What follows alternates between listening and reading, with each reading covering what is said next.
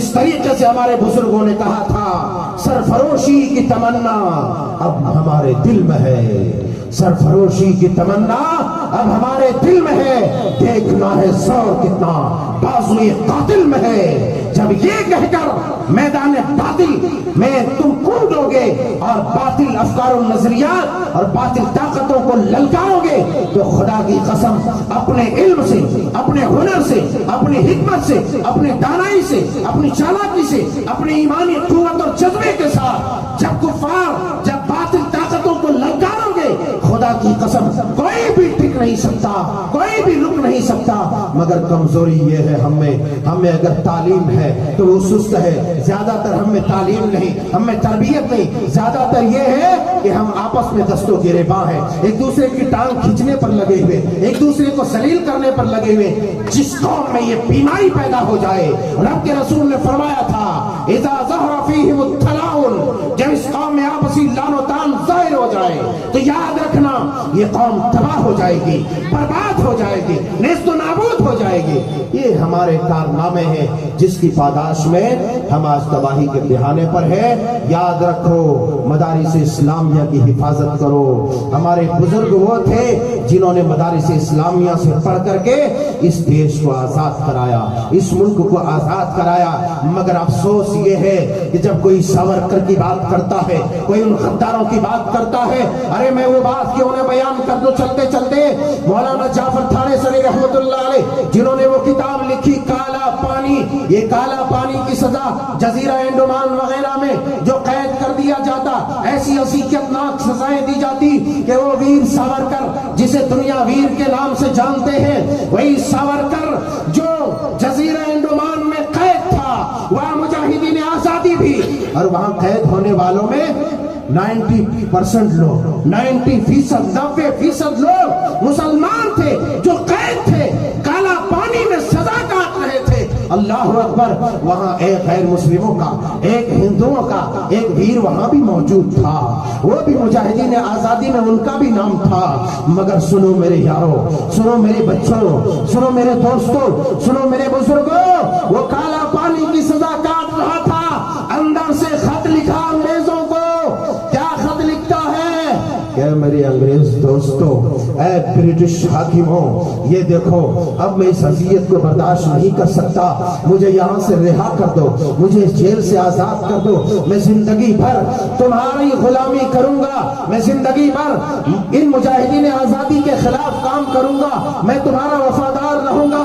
وہی ویر ساورکر ان کو رہا کر دیا، ان کو چھوڑ دیا۔ مگر وہی مولانا جعفر تھانے سری رحمت اللہ علیہ جو اپنی سزا کاٹ کر آتے ہیں، انہوں نے وہ کتاب لکھی کالا پانی۔ پڑھو میرے بچوں، پڑھو میرے بزرگوں، پڑھو، تمہارے دل جو تمہارا ضمیر مردہ ہو چکا ہے وہ زندہ ہو جائے گا، اس کے اندر روحانیت آئے گی کہ ہمارے بزرگوں نے کیسی کیسی قربانیاں دی۔ مگر یہ کیوں ممکن ہوا کہ کالا پانی کی سزا کاٹ کر باہر پھر آ کر کے تحریک میں شامل ہوا؟ کیوں یہ ممکن ہوا؟ خدا کی قسم وہ ایمان کا شرارہ جو دل کے نیا خانے میں چھپا تھا، وہ شعلہ جوالا بن کر ایوان باطل سے ٹکرایا۔ اسی وجہ سے وہ ایمانی قوت، ایمانی حرارت کے پاداش میں انہوں نے یہ کر سکا اور کالا پانی کی سزا کاٹ کر باہر آئے۔ ورنہ وہیں پر دوسرے مجاہد بھی تھے جن کو ویر ساورکر کہا جاتا ہے، ان کی قوت جواب دی گئی، وہ غداری پر اتر آیا اور جیل سے رہا کی بھیک مانگا، انگریزوں سے بھیک مانگا، مسلمانوں سے، مجاہدین آزادی سے غداری کی قسمیں کھائی، وعدہ کیا۔ میرے بزرگوں، میرے دوستوں، میں کہنا یہ چاہتا ہوں کہ ان بزرگوں نے اتنی اذیتناک سزائیں کیوں کاٹی؟ اس لیے کاٹ سکے، اس لیے آنکھوں کو پھوڑ سکے، اس لیے اپنے آپ کو تباہ کر سکے۔ کیوں؟ اس کے اندر ایمانی یہ بھی ایمانی جذبہ تھا، ایمانی قوت تھی، ایمانی حرارت تھی، ان کے پاس قرآن کا علم تھا، احادیث کا علم تھا، ان کے پاس اللہ رسول کی محبت تھی، صحابہ کا جذبہ تھا۔ جذبہ اثار و وفا سے لبریز تھا، اسی لیے ایسا ہوا۔ ہم کھاتے ہیں، سوتے ہیں، رات میں موقع ملتا ہے صرف یہی سوچتے ہیں کل کس کا بینڈ بجانا ہے، کل کس کے جو ہے کپڑے اتارنا ہے، کل کس کو ذلیل کرنا ہے، کل کس کو رسوا کرنا ہے، کل کس کے خلاف سازشیں کرنا ہے۔ میرے یارو، جب یہ ہماری کہانی ہوگی، ہماری سوچ یہ ہوگی، تو ہم کفار اور باطلوں کے سامنے، انگریزوں کے پلوں اور چھچوں کے پاؤں تلے ہم ایسے ہی روندے جائیں گے، ہم ایسے ہی برباد ہوں گے۔ پھر ہمیں کوئی یاد کرنے والا نہ ہوگا، ہمیں تھوکنے والا ہوگا۔ جس طریقے سے آج غداروں کے نام پر ہم تھوکتے ہیں نا، کہ جن کی غداری سے ہم بہت پیچھے، بہت بعد میں جا کر ملک کو آزاد کر سکے، ہمارے اوپر بھی ہماری نسلیں تھوکے گی، لعنت بھیجیں گی۔ اس لیے اپنے آپ کو اس لائق بناؤ، ایسے منچ رچے، ایسے اسٹیج پڑے جہاں پر تمہاری قربانیوں کو یاد کر کے تمہیں سلامی پیش کرے، تمہیں دعائیں دے کہ ان مخلصین کی قبروں کو نور سے منور کر دو۔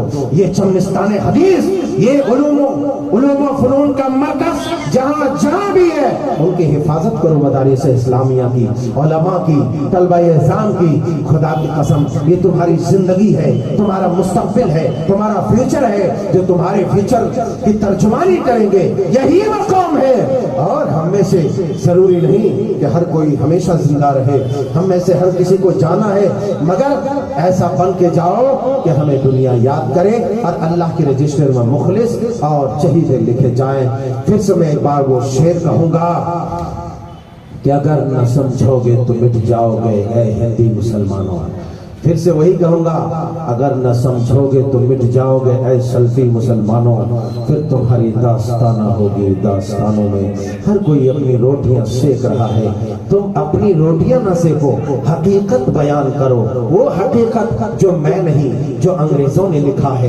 اہل حدیثوں کے اوصاف بیان کرتے ہوئے، نام لے کر کے، مسلمانوں کا نام لے کر کے وہ لوگوں کے سامنے پرکٹ کرو۔ میں جھوٹ بیانی، کذب بیانی، درو کوئی سے کام لینے کے لیے نہیں کہہ رہا ہوں۔ اللہ پروردگار سے دعا ہے کہ مولا کریم